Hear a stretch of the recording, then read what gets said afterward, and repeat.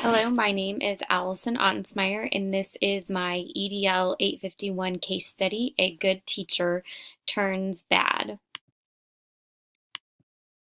A quick summary of the case. Mrs. Wilson is the principal at Crestview Elementary. She is currently in her third year of being principal. She has teaching experience prior, but before her admin time.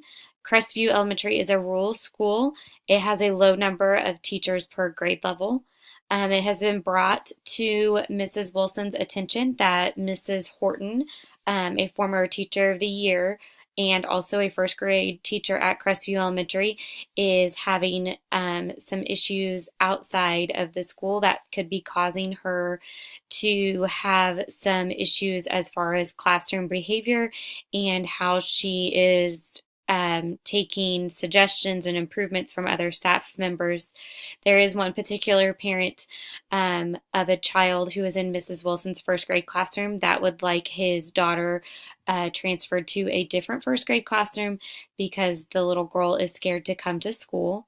There is a meeting that was set between Mr. Stafford and Mrs. Wilson and Mrs. Horton, and that meeting did not go well, and there is to be a parent phone call later in the day. For category one, we know that Mrs. Horton has been acting inappropriate in her classroom. We also know that the parents have sent letters, voiced concerns, have tried to get in contact with Mrs. Horton throughout the year to set up parent-teacher conferences, and she's acted unavailable. The letters and voice and opinions has gone as far to the superintendent and to board members. Mrs. Wilson has been in contact with Mrs. Horton prior because this was brought to her attention, but her behavior has not changed, and this has carried over since the previous school year. Some things that I would like to know is when Mrs. Wilson did investigate Mrs. Horton after the board members were approached, what did she do to investigate? How was this communicated? And what were her findings? And what did she do with all this information after she kind of investigated? Mrs. Wilson tried to reassure parents of Mrs. Horton's first graders when the complaints started coming in and the concerns. What did she do and what type of relationship does Mrs. Wilson have with these parents? Because it doesn't seem like it subsided their concerns about their child being in her classroom. Additionally, I'd like to know if there was or what type of support or types of support Mrs. Horton has been offered so far from the district, and if not, what type of support could be offered to her from the district. My proposed plan of action is to first set up a meeting with Mrs. Horton to discuss behavior and try to begin to build a relationship with her in hopes that she'd be willing to work together. I would then call the dad back, Mr. Stafford, who left the meeting, to set up a meeting and try to include his wife or the mother in this meeting to gain more information from their side of things on Mrs. Horton. I would then also like to meet with Julie with their consent, just to kind of do an informal interview with her about her experience at school and her feelings to kind of get her perspective of things. I would then like to review Mrs. Horton's previous evaluations and data collected on her, and I would look specifically at Mrs. Horton's evaluations and classroom visits over the last couple of years, especially since this problem has been going on now for a couple school years. I would then next, since it was Mr. Stafford's suggestion that Julie get moved to a different first grade classroom, look at the procedures on moving students in the middle of the year, and if needed, get the superintendent's advice and assistance on this. And then if there is a valid reason that is aligned to school policy, look into moving Julie to a different first grade classroom. Then I would like to set up an additional meeting with the Stafford family to relay the information as far as my findings with Mrs. Horton, and also if we plan to move Julie, to make that a gradual process, just so that it's kind of easy on both the new teacher and Julie, and at all times making sure to follow district policy measures, just to make sure that everything is covered. Once Julie was moved, I would like to look at putting Mrs. Horton on a more frequent classroom observation and walkthrough schedule. And I would also ask her to blind carbon me on all communication with parents and really try to get her to want to communicate with parents and really build that relationship with her, and know that I'm willing to support her and work with her through this tough time. I would then also look for professional development opportunities for Mrs. Horton to attend, especially those on building relationships in the classroom and the workplace, since this kind of seems to be an issue. But then I would also like to ask for suggestions from her to see what type of professional development she would like to attend to further her skills in being an effective teacher. Once kind of all that kind of got settled, I would like to set up a meeting with her to discuss the increase of evaluations, just and the communication plan between her and I and her parents, and also look at the professional development opportunities. Um, this meeting would hopefully be the start of ones that we would set up every 2 weeks, just to kind of touch base and build that relationship with her, so that she can see that I'm offering support and willing to help her through this, and get her back to the Teacher of the Year status that she once had. I would also then make sure to review Mrs. Horton's evaluations and walkthroughs frequently, and then at the end of the year try to decide what further action needs to take place, or if there is any further action that needs to take place. Lastly, I think it'd be important to look at the process of our current evaluation system in the district. It really wasn't mentioned in the case study, to see what is required as far as classroom observation and walkthroughs, and to see if there's improvements that need to be made in order to help teachers like Mrs. Horton not fall through the cracks and get support and get resources into them before we hit rock bottom and before we have a lot of parent concerns. I believe that I am promoting the success of all students, one, by the student movement. This is the best scenario for Julie to get her out of the environment so that she can feel like she can learn and have a successful first grade year.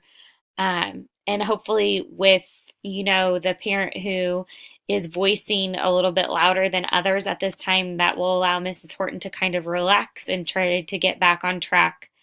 Um, Secondly, the plan for Mrs. Horton, with the increase of classroom visits and the review of evaluation data and the visits with me and the professional development opportunities, hopefully this will give Mrs. Horton and I an opportunity to grow together to provide an effective learning environment for her students, and just to build that relationship a little bit further, so that she knows that I'm willing to help her and support her through anything. Lastly, I think that the big one is also reviewing the district's evaluation process, because this just takes it a little bit further than just this situation. It looks at preventing future situations like this from happening in order to improve teaching and make effective environments for students to survive or to strive in. I'm thinking that I probably should have done more with Mrs. Horton earlier on. When this was brought to my attention, I had touched base with her and nothing really changed. Um, I also believe that this has brought a lot to my attention as far as things that need to be looked at and fixed moving forward. I also think that, moving Julie, it could potentially open up some doors for other families to request to move their child. So I'm a little bit worried about that. Um, but I also do feel that Mrs. Horton is an outstanding teacher. We can't forget that at one point in time in her career that she was Teacher of the Year, and we have to be understanding that things do happen, but it's how we work through those and how we provide professional development opportunities to Mrs. Horton that will determine, whether if she's able to get past this bump in the road or not. I do value the opportunity to help Mrs. Morton work through this. Um, Being the administrator and the leader of the building, I think that it's important to show her support no matter what level she is at, in hopes to get her back on track. I also value the fact that parents are comfortable in communicating their concerns with me. Um, and Because if I wasn't communicated with, I wouldn't have the problem to fix or look forward to improving things that need to be improved. Some of the unresolved issues that I feel is some of the questions I would have was, are there more parents that are going to come forward with concerns and want their child moved? Um, what are the relationships with the other students in the classroom?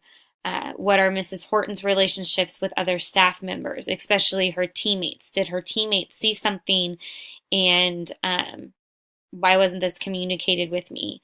And then will we need to look at improving the district's evaluation system because that could entail a lot more.